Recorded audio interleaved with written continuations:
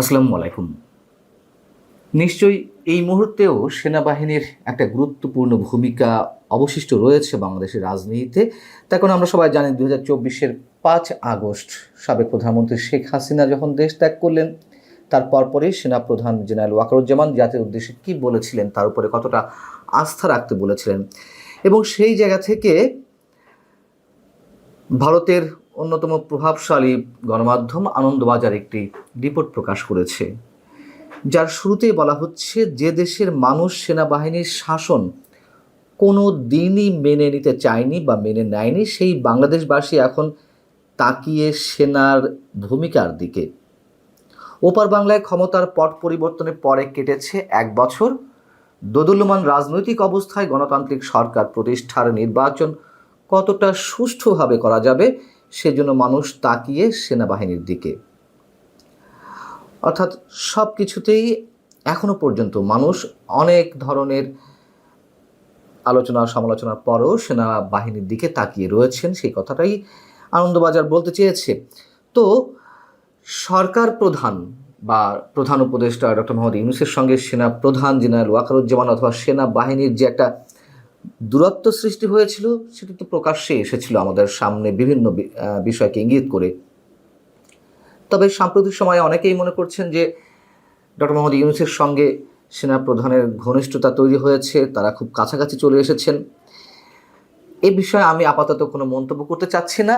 এবং আনন্দবাজারও বলছে যে সেনাবাহিনীর অভ্যন্তরে চলছে নানান ধরনের সমীকরণ, সে বিষয়েও আমি এখানে আপাতত আলোচনা করতে চাচ্ছি না। তবে এখানে যে বিষয়টি আলোচনায় এসেছে প্রতিবেদনের দ্বিতীয় ভাগে, তা হচ্ছে সাবেক ৩ শীর্ষ সামরিক কর্মকর্তা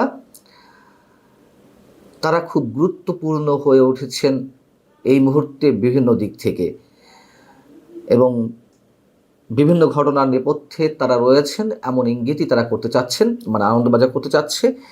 তারা হলেন সাবেক সেনাপ্রধান জেনারেল ইকবাল করিম ভূঁইয়া, সাবেক মেজর জেনারেল এবং বিডিআরের সাবেক মহাপরিচালক রেজ্জাকুল হায়দার চৌধুরী এবং সাবেক ব্রিগেডিয়ার জেনারেল আবদুল্লাহিল আমান আজমি। ইকবাল করিম ভূঁইয়া সম্পর্কে মোটামুটি ৫ আগস্টের পর থেকে মানুষের কাছে অনেকখানি স্পষ্ট হয়ে উঠেছে, বা ইকবাল করিম ভূঁইয়া সেনাপ্রধান থাকা অবস্থাতে যতটা না পরিচিত ছিলেন, ৫ আগস্টের কিছুদিন আগে থেকে, কয়েকদিন আগে থেকে শুরু করে বর্তমান সময় পর্যন্ত অনেকের কাছে তার চেয়ে বেশি পরিচিত হয়ে উঠেছেন। ইকবাল করিম ভূঁইয়া জুলাই গণ অভ্যুত্থানকে সরাসরি সমর্থন জানিয়েছিলেন। তিনি রাস্তা থেকে সেনাবাহিনীকে সরে যাওয়ার অনুরোধ জানিয়েছিলেন, বা সেই প্রসঙ্গে তিনি কথা বলেছিলেন। তার ফেসবুক প্রোফাইল লাল করেছিলেন, এবং ৫ আগস্টের পরে এসে নানান ধরনের গুঞ্জন শোনা গিয়েছিল যে তিনি নতুন কোনো দল গঠন করতে যাচ্ছেন, অথবা ছাত্র সমন্বয়কদের সমন্বয়ে যেই দল গঠিত হতে যাচ্ছে এনসিপি, সেটির কোনো শীর্ষ পদে তাকে হয়তো দেখা যেতে পারে। এ ধরনের নানান ধরনের গুঞ্জন আলোচনা ছিল তাকে নিয়ে। এবং তিনি নিয়মিতভাবে তার ফেসবুকে গণঅভ্যুত্থান, বিপ্লব এবং সেনাবাহিনীর সম্পর্কে ধারাবাহিক বিভিন্ন লেখা লিখে যাচ্ছিলেন। ৭ জুনের পর তাকে আর ফেসবুকে তেমন একটা অ্যাক্টিভ দেখা যাচ্ছে না। তেমন একটা বলতে ৭ জুনের পর থেকে তার কোনো স্ট্যাটাস ফেসবুকে নেই। এবং ৩১শে মে খুবই বিতর্কিত একটা স্ট্যাটাস দিয়েছিলেন মিয়ানমারের রাখাইনের উদ্দেশ্যে যে বিতর্কিত করিডোর নিয়ে কথা হচ্ছিল সে বিষয়ে। আমি একটু সেই বিষয়টি আপনাদের সামনে সংক্ষেপে তুলে ধরি। এটিও একটি দীর্ঘ স্ট্যাটাস ছিল।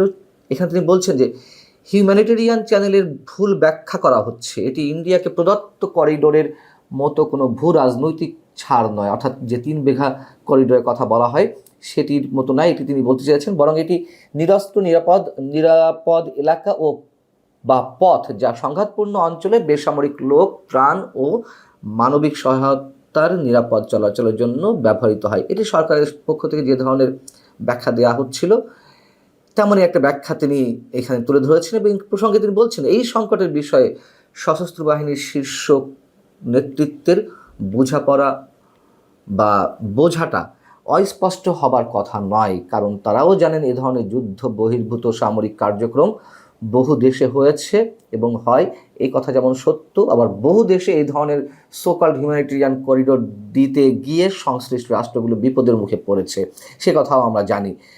তিনি বলছেন যে বাহিনী অর্থাৎ সেনাবাহিনী বর্তমান নেতৃত্ব যদি অন্তর্বর্তীকালীন সরকারের নীতির সঙ্গে দ্বিমত পোষণ করে, তাহলে তারা তাদের নিজস্ব লক্ষ্য, নীতি ও পরিকল্পনা জাতিকে স্পষ্টভাবে জানাক। এতে জনগণ আশ্বস্ত হবে এবং আন্তর্জাতিক অংশীদারদের কাছেও সঠিক বার্তা পৌঁছবে।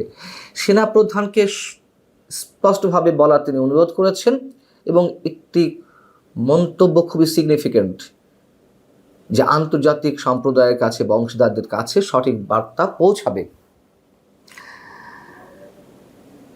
বিষয়টি হচ্ছে যে সেনাপ্রধান তো স্পষ্টভাবে বলে দিয়েছিলেন নো ব্লাডি করিডোর, এবং এই কথিত আলোচিত করিডোর নিয়ে কম কথা তো হয়নি বিভিন্ন পক্ষের মাধ্যমে। সেই বিষয়টি তিনি এসে আবার সেই 31শে মে নতুন করে বললেন এবং এখানে বলছেন যে দেশের সার্বভৌমত্ব রক্ষার লক্ষ্যে অন্তর্বর্তীকালীন সরকারের এই উদ্যোগকে পরিশীলিত, নির্বিঘ্ন ও সফল করার দায়িত্ব আমাদের সবার। ক্ষতি করতে চাই এমন কোনো বৈরী রাষ্ট্রের অপপ্রচারে অনুসারী বা বাহন হওয়া যাবে না। এখানে সরাসরি ভারতকে উল্লেখ করে বলেছেন তিনি। মানে আসলে আমরা বুঝতে পারছি না যে তিনি কোন ধরনের ভূমিকায় আছেন। তবে এই স্ট্যাটাসের মধ্য দিয়ে এখানে যে ডিপ স্টেটের খেলা চলছে তারই অংশ হিসেবে যে সোকল্ড হিউম্যানিটেরিয়ান করিডোর বা মানবিক করিডোর, সে বিষয়গুলো তো নানান বিশেষজ্ঞদের মুখ থেকে আমরা নানান ধরনের বয়ান বক্তব্য শুনতে পেয়েছি, কিন্তু এখানে সরাসরি ডক্টর মোহাম্মদ ইউনূস সরকারকে তিনি বা ডক্টর খলিলুর রহমান জাতীয় নিরাপত্তা উপদেষ্টা তার যে দৌড়ঝাঁপ সেটিকে সমর্থন করছেন। যাই হোক, আর একজন সেনা কর্মকর্তা হচ্ছেন মেজর জেনারেল অবসরপ্রাপ্ত রেজ্জাকুল হায়দার চৌধুরী। বিডিআরের সাবেক মহাপরিচালক ছিলেন এবং বিএনপি জামাত জোট সরকারের সময় যে বহুল আলোচিত 10 ট্রাক অস্ত্র মামলা, মানে এই ঘটনায় যে মামলা হয়েছিল, সেই মামলায় আসামিদের মধ্যে যে 14 জনকে ফাঁসির আদেশের রায় দেওয়া হয়েছিল তার মধ্যে তিনি একজন। কিন্তু ডক্টর মোহাম্মদ ইউনূস সরকার আসার পর তো তিনি খালাস পেয়ে যান অন্যান্য সব আসামির সঙ্গে গত ডিসেম্বরে। গত 6 জুন থেকে 18 জুন তিনি চীন সফরে গেছেন। চীন নিশ্চয়ই বরাবরের মতন এবারও যে শুধু গুরুত্বপূর্ণ তা নয়, 5 আগস্টের পরে চীনেরও অন্য ধরনের ভূমিকা রয়েছে। 5 আগস্টের পরের কথা আমি বলছি। সেখানে তিনি চীন প্রশাসনের সঙ্গে নানান পর্যায়ে, গুরুত্বপূর্ণ পর্যায়ে কথা বলেছেন। কি কথা আসলে তিনি বলেছেন এই বিষয়ে বিস্তারিত কিছু জানা যায়নি, তবে বিষয়টি অবশ্যই যথেষ্ট সাড়া ফেলেছে। আর একজন হচ্ছেন আবদুল্লাহিল আমান আজমি, জামায়াতের সাবেক আমির, যুদ্ধাপরাধের দায়ে দণ্ডিত গোলাম আজমের পুত্র। আবদুল্লাহিল আমান আজমিকে গুম করা হয়েছিল আওয়ামী লীগ সরকারের সময়, এমনটা দাবি করা হয়, যদিও তিনি যখন বেরিয়ে এলেন 5 আগস্ট শেখ হাসিনা সরকার পতনের পরপরই গুপ্ত জায়গা থেকে, তার অভিযোগ অনুযায়ী। সেটা নিয়ে নানান ধরনের আলোচনা মানুষের মুখে মুখে। তিনি যে একটি গামছা উঁচিয়ে দেখিয়েছিলেন যে তিনি 8 বছর ধরে গামছা ব্যবহার করছেন, গামছাটা কোথাও একটু ময়লাও পড়েনি, এইগুলো নিয়ে অনেক ধরনের কথা বলেছে। আমি বলছি না যে তিনি গুম হননি, আবার এটুকু মানুষের বিশ্বাস করতে কষ্ট হয় তার যে নানান ধরনের বয়ান সেগুলো কতটা বিশ্বাসযোগ্য। এবং বিশেষ জায়গা থেকে বেরিয়ে এসে তিনি যখন বললেন যে জাতীয় সঙ্গীত পরিবর্তন করতে হবে, আরও নানান বিষয় বিতর্ক তিনি তুলে ধরলেন, সেই জায়গা থেকে আবার নতুন করে তিনি সবার সামনে এলেন। এবং এই 3 কর্মকর্তা, সাবেক সেনা কর্মকর্তা, তারা যে ঘটনার নেপথ্যে নানান ধরনের তৎপরতা চালাচ্ছেন সেগুলো বাংলাদেশের জন্য কতটা হুমকি স্বরূপ অথবা কতটা মঙ্গলজনক তা অনেকেই বুঝতে পারছেন। আগামী দিনে নিশ্চয়ই আরও বেশি স্পষ্ট হবে। আনন্দবাজারের এই প্রতিবেদনটি